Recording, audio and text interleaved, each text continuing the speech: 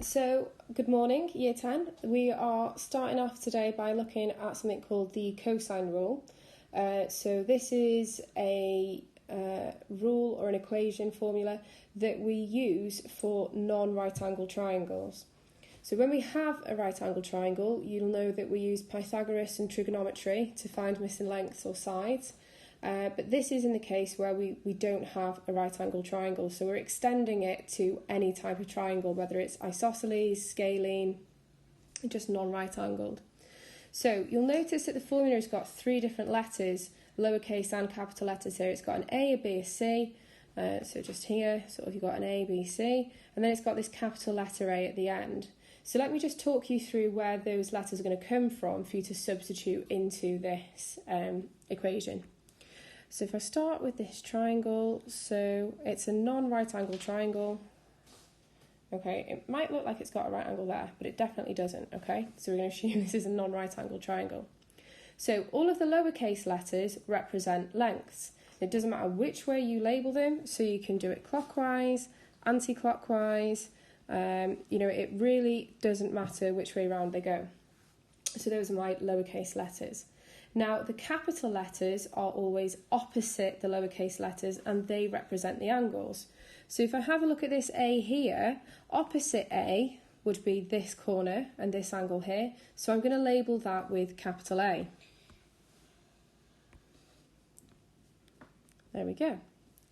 Opposite B here, okay, the opposite to that is this corner here, or this vertex here. So I'm going to label that with capital B. And so the final one would obviously be capital C. So here is an example of where we are going to use the cosine rule. Now, a little heads up, you've probably worked through the sine rule so far. So if we go through looking at how to use the cosine rule, you'll want to work out, well, how do I know which one to use for which triangle? And generally, the rule of thumb is that if you're using the cosine rule, you have been given a side, an angle, and another side, and that angle is sandwiched between those two sides. So SAS, side angle side, that's when you would use the cosine rule. So let's have a look at putting it in here. So here is the right angle triangle and here's our formula. So A is the subject of the formula, that means we've got sort of A equals something, and that is the side that's missing. So here I'm going to make this X my lowercase a. That means that this angle opposite it is capital A. Now it doesn't really matter which way around I do the next view.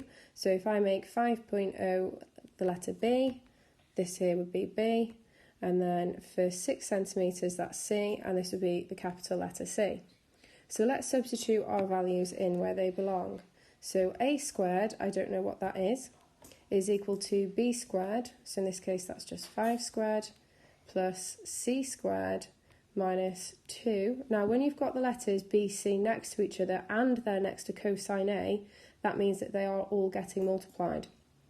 So 2 times by 5 times by 6, and then times by cosine of A, which in this case is 42 degrees. Now be careful here, because a lot of people, although they write down cosine, they make the mistake of typing sine into their calculator because they've done so much work with sine recently.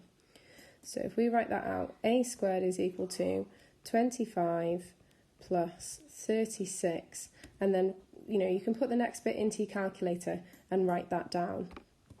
I really do recommend that you also write these bits out here in this sort of line, because this is where you're going to receive a method mark for, the correct method, that is substituting into the formula. Now, with this number here, the 44.588, just remember that you can use that button on your calculator, the answer button, and that button will make sure that you don't lose any accuracy. So A squared is 25 plus 36, take away answer. So I get that A squared is equal to 16.411. That goes on. If I want to get A on its own, I'm going to take the positive square root of 16.41. And again, just use your answer button here. So A is the square root of the answer which is 4.051087. That kind of goes on. Now, have a look back at the question. Both of the numbers were given to 1 decimal place, so I'd recommend giving your answer to 1 decimal place, which in this case is 4.1, and then give your unit, which is centimetres. Lovely. So pause the video, copy this in as an example, and then what I would like you to do is have a go at the following question, which will be coming up in a second. Okay, so if you haven't already, finish writing your example, pause the video for this, have a go at this one for yourself using the cosine rule and your example that you've got in your book now as a guide, and then I will go through the answer once you hit play again. Okay then, so here we know that A is going to have to be this X because that's the one that's missing, which means that this 112 is my capital letter A. It's a bit squashed there.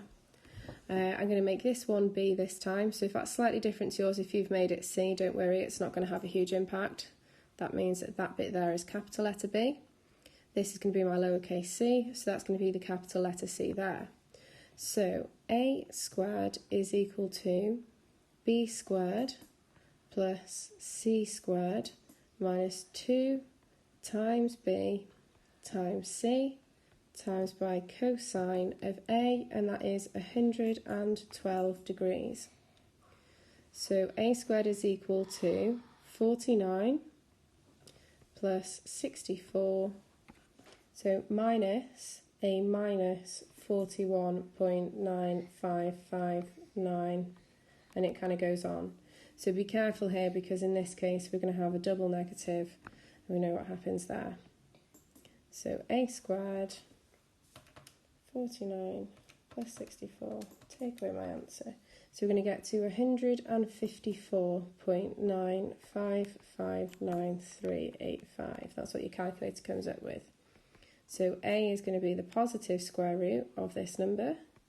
Again, make sure you're writing all of this down to get your method marks. So square root of answer equals 12.4481292. And if we write that the same again as we have here, that is going to give me 12.4 centimetres to 1 decimal place. Now, does that look reasonable in the context of this question? Yes, it does. Because if we have a look at 12.4, that's going to make it the longest side. And we can see here that this does look like in this example that that is going to be the longest side. Now, a lot of the diagrams do say diagram not drawn to scale, so you can't always just tell off the picture, but just try and puzzle it out to make sense for it. That's an obtuse angle. If that's at least 8 and that's at least 7, you're going to bet that length there is going to be longer than those two together. Right, follow the second link then to watch or to have a go at the questions from the worksheet. Thanks guys, bye.